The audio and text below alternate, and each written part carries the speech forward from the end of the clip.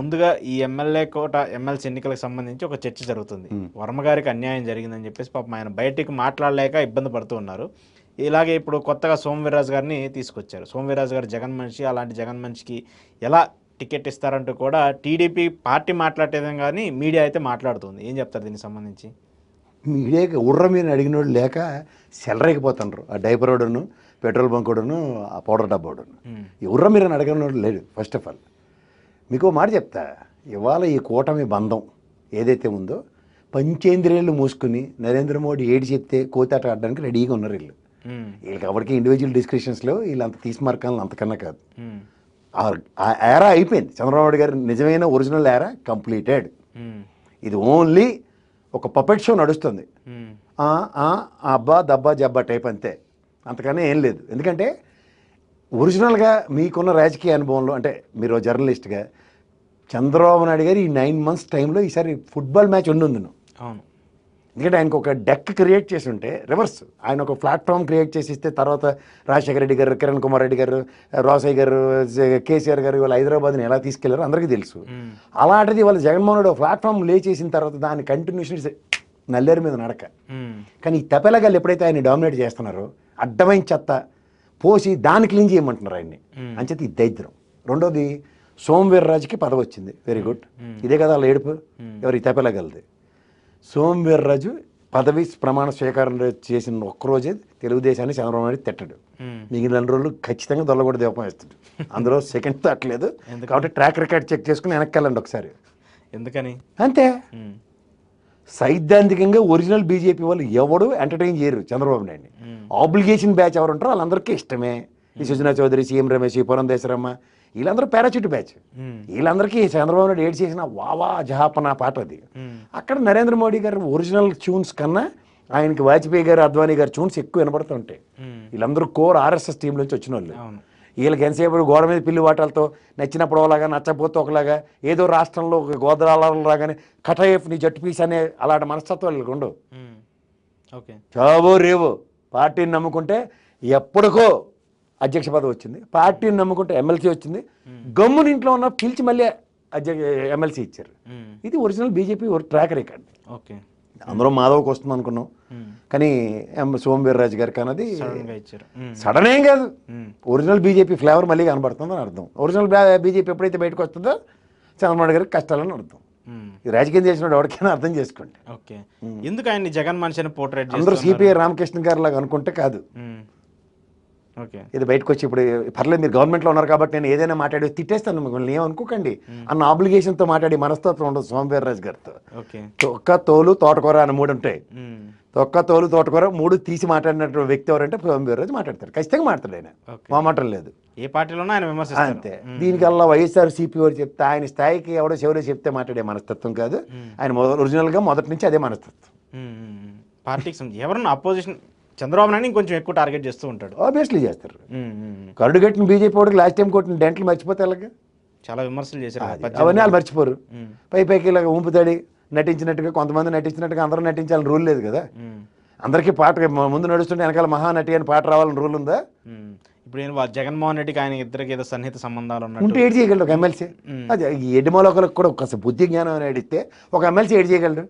ఉదాహరణకి జగన్మోహన్ రెడ్డి మాట వింటున్నాడు అనుకుందాం, ఏడు చేయగలడు. మహా అయితే 100 క్వశ్చన్లు నువ్వే అడిగాను కూర్చుని వాడు అడగడు కదా. మండల్లో ఆల్రెడీ వైఎస్ఆర్సీపీకి డామినేషన్ ఉంది కదా. అదే దీన్ని అయితే అంటారు.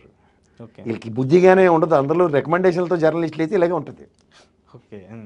చదువుకుని జర్నలిస్ట్కి వీళ్ళకి చాలా తేడా ఉంటుంది. అంటే అలా ఇస్తున్నారంటే ఇంకా బీజేపీకి వైసీపీ కావాలని అనుకున్నట్టే కదా. మీరు కూడా అవి చూడకండి సార్. ఫస్ట్ చెడు అలా గాంధీ బొమ్మలు ఉంటాయి చూడండి, 3 చెవులు మూసుకుందోటి, కళ్ళు మూసుకుందోటి. నేను చెప్పట్లేదు సార్, వాళ్ళ పార్టీ కూటమిలో ఉన్నటువంటి వ్యక్తులే మాట్లాడుతున్నారు అంటారండి. ఎందుకంటే ఆశావాదులు చాలా ఎక్కువ మంది ఉన్నారు. అందరూ త్యాగశీలి మమ్మాది మహిళ అని ఫెటవరం వర్మగారిలో కూర్చొని ఉంటారు అనుకున్నారా? ప్రతి ఒక్కటి యాస్పిరెంటే. ఇప్పుడు రాజకీయ క్షేత్రంలో కనుమరుగు అయిపోతున్నారు. ఇప్పుడు ఉదాహరణకి దేవినేని ఉమా, వర్మ గారు ఎంతమంది లేరు. Senior most Yanamala Ramakrishna retirement ఇచ్చినట్టే, ఇంట్లో కూర్చొని బెచ్చాటాడుకోవడమే అవసరమే. వాళ్ళ అమ్మాయిని దింపారు, ఇంకా ఆయన ఇంకా పక్కకి వెళ్ళిపోతాడు. కానీ పక్క వెళ్ళిపోతారా ఇటు మాకు తెలియదు పక్క వెళ్ళిపోతారని. మరి ఇంకంతే కదా, ఇప్పుడు ఆల్రెడీ ఒక ప్లాట్ఫామ్ డైరెక్ట్గా చెప్పేశారు కదా లోకేష్ గారు, సీనియర్లకి 2 నుంచి 3 సార్లు చేసిన వాళ్ళకి ఇంకా లేదు, వాళ్ళ పార్టీకి సంబంధించి కొత్త వాళ్ళు రావాలని చెప్పి డైరెక్ట్గా చెప్పేశారు. అయితే వాళ్ళ నాన్నగారు కూడా చెప్పేశారు. మరి ఎవరికైనా ఇప్పుడు మరి సీనియర్లు అంటే ఇంకెవరు సార్? అదే చెప్తున్నా అండి, వీళ్ళు చిన్నపిల్లలు తీసుకొచ్చి రాజకీయాలు చేయమంటే మరి పెద్దవాళ్ళ పరిస్థితి లేటి.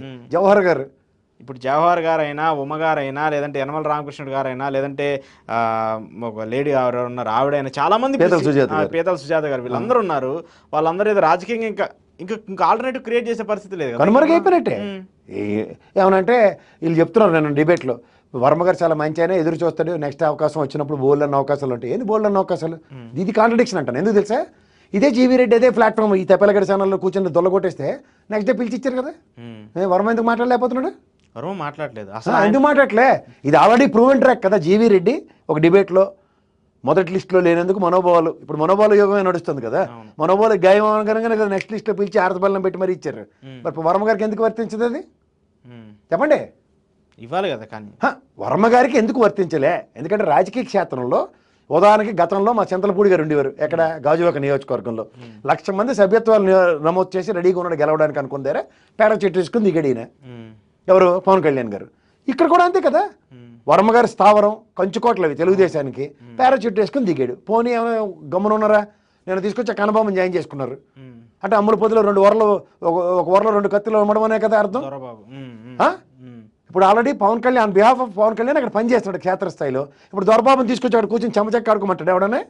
కనీసం ఆయనకి ఇంటిమేషన్ ఇవ్వలే. ఇప్పుడు ఖచ్చితంగా ఆయన మాజీ ఎమ్మెల్యే కదా, ఎమ్మెల్యే ఈయన కూడా మాజీ ఎమ్మెల్యే శ్రేణిలోనే పవన్ కళ్యాణ్ గారి కార్యక్రమాలన్నీ పిఠాపురంలో సర్దేస్తున్నారు కదా. మరి సర్దేస్తున్నప్పుడు ఫ్రిక్షనే కదా. ఎవరు క్రియేట్ చేస్తాడు ఫ్రిక్షన్లో? పవన్ కళ్యాణ్ క్రియేట్ చేస్తాడు. మరి తెలుగుదేశం వాళ్ళు గమ్మునుంటారా?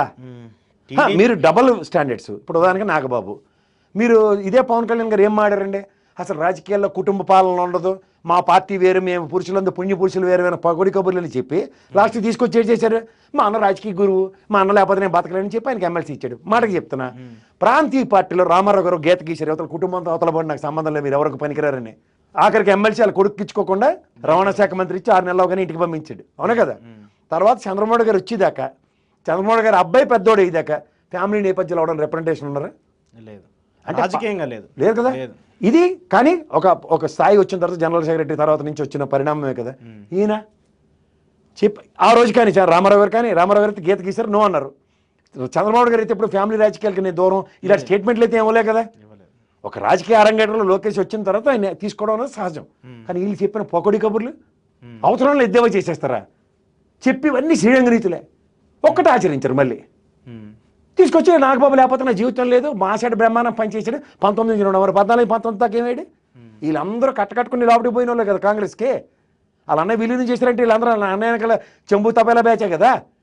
వీళ్ళు ఎప్పుడు కాంగ్రెస్కి రాజీనామా చేశారు? పోనీ పవన్ కళ్యాణ్ గారు అంటే ఇండిపెండెంట్గా పార్టీ పెట్టుకున్నారండి, ఒక కంటిన్యూ ఒక ఆనరిద్దాం. ఈయనవుడండి మధ్యలో చెప్పండి.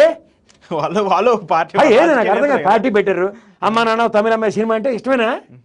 వాళ్ళ కుటుంబం ఆయన కూడా సార్ నేను మళ్ళీ చెప్తున్నాను, ఒక ప్రాంతీయ పార్టీ ఒక వ్యక్తి చుట్టూ రాజకీయం చేస్తుంది. ఆ వ్యక్తి కుటుంబం అనండి ఏదైనా ఉండి ప్రజారాజ్యం పట్టినప్పుడు వీళ్ళందరూ అన్నదమ్ములు ఉన్నారు, ఎప్పుడైనా కాదన్నామా? అల్లు అర్జున్, అల్లుడు బావ వీళ్ళందరూ కుటుంబాలు వచ్చారు, ఉప్మా బ్యాచ్ లాగా, ఎవడన్నా కాదన్నామా? లేదు. సంతోషం, అది ప్రాంతీయ పార్టీ. ఇప్పుడు ఈ ప్రవచనాలు దేనికి ఇస్తున్నావా? నువ్వు ప్రవచనాలు ఇవ్వకుండా ప్రాంతీయ పార్టీలు మా అన్నకి ఇస్తానా, లేకపోతే రాజ్యసభ చిరంజీవి అన్నకి ఇస్తాను, ఎవరు కాదన్నా ఇచ్చుకోండి పోయి, మీకోసం పెట్టుకోరు పార్టీ అంటే ఒప్పుకో. కానీ వాళ్ళు అక్కడ మన తోట శ్రీమూర్తుల్ని నీ కులం జ్ఞాపకం రాలేదా, ఏ తెలుగుదేశం జాయిన్ అయిపో, మరి మీ ఏ కుల ప్రాతిపదిక కనీసం కులం సోదరు అసెంబ్లీ వేదికగా కూడా ఒక విధంగా చెప్పాలంటే వాళ్ళు ఉన్నటువంటి ఎవరు కూడా వాళ్ళ అగ్రవర్ణాలకు సంబంధించి ఇచ్చుకుంటూ క్యాబినెట్ మంత్రి. మళ్ళీ నేను చెప్తున్నా, ఎందుకు మాట్లాడుతున్నారు, ఎందుకు దాన్ని ఆచరించరు? ఆ రోజు పొలిటికల్గా ఎమ్మెల్సీ కోసం సార్, మరి అసెంబ్లీ వేదికగా కూడా కుల ప్రాతిపదికన మాట్లాడతారు కదా. పొలిటికల్ ఎమ్మెల్సీ, రాజకీయ పార్టీలు అన్ని కూడా పొలిటికల్ ఎమ్మెల్సీ చెప్పకండి సార్. ఇలా మీ కళ్ళ మంది కనబడుతున్నారు, ఎవరు కాదన్నారా? ఇప్పుడు స్టాలిన్ గారి పార్టీ ఉంది, వాళ్ళ కొడుకుని తెచ్చుకున్నాడు, అంతమంది వాళ్ళు అయ్యి మొత్తం 2 కొడుకుని తెచ్చి జుట్లు పీక్కుని ఆయన సాగు ఆయన చచ్చిండు, ఎవడని కాదన్నావా? లేదు కదా. మరి ఇంట్లో ఉన్న శశికళను తీసుకొచ్చింది ఎవరు, జయలలితమ్మ, ఎవరైనా కాదనగలిగారా? ఇప్పుడు కాంగ్రెస్ పార్టీ ఉంది, కొడుకుని కూతురిని తెచ్చుకుని సోనియా గాంధీ, ఎవరైనా కాదన్నారా? ఎందుకు రాజకీయాలు కంటిన్యూటీ అవుతూ ఉంటాయి కదా. అరే ఉన్నప్పుడు మీరు ఎందుకు అతీత శక్తుల్లో మాట్లాడతారు? అదే రాజకీయం వ్యాఖ్యలు చేయడం ఎందుకు, ఇప్పుడు ఇలా చేయడం ఎందుకు, అంతకన్నా ఇంకేం లేదు. గమ్ము నుండి ప్రాంతీయ పార్టీ ఇంటిల్లి పాదే ఉంటారు. ఉప్మా క్యారేజ్ కట్టుకుని వస్తారు, సంతోషం, కానీ ఇచ్చుకోండి అని చెప్తాం. కానీ మేము ఉప్మా తిన్నాం, ఇవాళ ఇడ్లీ తిన్నాం, రేపు దోశ తింటాం, ఎల్లుండి పకోడీ వ్యాపారం పెడతాం, ఇవన్నీ చెప్పి మళ్ళీ ఉప్మా క్యారేజ్ కట్టుకొస్తే వాళ్ళది వ్యక్తిగత పార్టీ అంశం కాబట్టి అది వాళ్ళు నేను అదే చెప్తున్నాను సార్. ప్రాంతీయ పార్టీలు ఎవడో అతీతం కాదు. నేను కరుణానిధి కానీ చెప్పిన, జయలలిత గురించి చెప్పిన, ఇంట్లో ఉన్న పని మనుషులు దాన్ని కూడా తీసుకుని పెట్టుకుంది కదా. వాళ్ళది రాజకీయ మరేంటి ఇదే ఎవరు కాదన్నా, ఇంట్లో ఎవడు ఉంటే వాళ్ళు తెస్తాం. ఇది స్టాండర్డ్ డైలాగ్, అది కంటిన్యూ చేసుకోమనండి. సో ఇప్పుడు ఈ వర్మ గారికి ఇంకా కథం, ఇంకా అక్కడ ఆయనకి వచ్చేది లేదు, ఏమీ లేదు. వాళ్ళ ఎమ్మెల్యే ఎం ధర్మరాజు ఎమ్మెల్యే పెట్టి ట్రోల్ చేస్తుంటారు, చూసి ఉంటారు. సంభవామి యుగే యుగే అంటే ఏంటంటే ఏమో నాకేం తెలుసు అంటారు, అలా ఉంటుంది మోహన్ బాబు గారి డైలాగ్. సో ఇప్పుడు 21 స్థానాల్లో జనసేన పార్టీ గెలిచింది. ఇది ఖచ్చితంగా చెప్తున్నాను సార్. పిఠాపురంలో వర్మ గారికి తెలుగుదేశం పరంగా ఇండివిజువల్ వైబ్రేషన్స్ ఉన్నాయి, డెఫినెట్గా ఉన్నాయి. అర్థమయ్యే భాషలో చెప్పాలంటే గన్నవరంలో తెలుగుదేశం చౌదరి ముఖం పెట్టుకుంటే ఎవడైనా గెలుస్తాడు అన్నదానికి యార్లగడ్డ గెలిపే ఉదాహరణ. అలాంటిది పిఠాపురంలో వర్మ గారు తెలుగుదేశం బ్రాండ్తో సక్సెస్ నెరేషన్స్ జరుగుతున్న దగ్గర ఆయనకి వెనకాల వెన్నుపోటు పడడానికి ఆయన తీసుకొచ్చారు. ఎవరిని? దొరబాబుని తెచ్చి ఇక్కడ పెంట, ఆ పెంటలో ఫ్రిక్షన్లో నానా సావులు సచ్చిది త్యాగశీలి వమ్మ మైల అని ఓ పాట పెట్టుకుంటే బెటర్ ఆ వర్మ. ఇంకా ఆయన చెప్పాడు కదా, ఇంకా నియోజకవర్గాల పునర్విభజన అలా పక్క తీస్తాం, మీ మేనత్త గారి తాతయ్య గారు కొడుకు నియోజకవర్గం నీకు కూడా వస్తుందట, మీ చుట్టపాలు నా ఇంట్లో మీరు సేకరట, ఈ సోది కబుర్లు అన్నీ కూడా ఆయన వేరే నియోజకవర్గానికి పోవాలా. వీళ్ళకి నేను చెప్తున్నా, రాజకీయంలో స్థిరంగా నియోజకవర్గంలో పునరావాస కార్యక్రమం కల్పించి తెలుగుదేశానికి శిక్ష పడింది, అందుకని వెళ్ళలేదు. ఇప్పుడు ఇంకోటి 21 స్థానాల్లో ఇంకా టీడీపీ కథం. ఇంకా జనసేన గెలిచినటువంటి 21 స్థానాల్లో ఇంకా టీడీపీ ఎక్కడ ఉంటుంది? తర్వాత వాళ్ళు ఉంటారు, లేదు తర్వాత 4 సంవత్సరాల తర్వాత కదా వేరే చెప్తారు. అందరూ సగం మంది తెలుగుదేశం మాస్క్ వేసుకెళ్ళిన వాళ్ళే సార్, మీరు కూడా మరీ చెప్తారు. సరే ఎవరు వెళ్ళినా కూడా అక్కడ ప్రస్తావన అయితే దెబ్బతీశారు కదా సార్. నేను అంటుంది అదే సార్, ద ఒరిజినల్. ఇవాళ మీరు అదే పదవి అన్న దగ్గర తండ్రి కొడుకు పవన్ కళ్యాణ్ గారి గురించి చూసుకుంటే ఇవాళ క్షేత్రస్థాయిలో నాయకులు కేడరు చాలామంది ఇబ్బందులు పడ్డారు. అది ఏ పార్టీ అయినా సరే సర్వసాధారణం. ఇప్పుడు వైఎస్ఆర్సీపీ వాళ్ళు 80 మందిని ఇటు అటు బొర్రలు మార్చినంత మాత్రం నాకు ఏమైంది? స్థానికంగా నాయకుడు చుట్టూ తిరిగిన వాళ్ళందరూ బెచ్చాట ఆడుకుంటూ కూర్చున్నారు అక్కడ, వాళ్ళు ఇబ్బంది పడ్డారు. దాంతో ఏమైంది? వెనకడికి సామెత చెప్పినట్టు ఉన్నది పోయింది, ఇంకోటి కూడా పోయిందని అలాంటి పరిస్థితి వాళ్ళు తెచ్చుకున్నారు 20 నియోజకవర్గాల్లో. ఈ రాజకీయాల్లో బొర తక్కువ నిర్ణయాలు ఎవడో తప్పేలాగాడు ఇస్తాడు. ఆడందరూ ప్రశాంత్ కిషోర్ గారి దగ్గర నుంచి వచ్చిన కుక్కమూతి పిందిగల్లే వాళ్ళ మాటలు నమ్ముకుంటే అడుక్కు తినిపోతారు అన్నాను. ఇది వాస్తవం.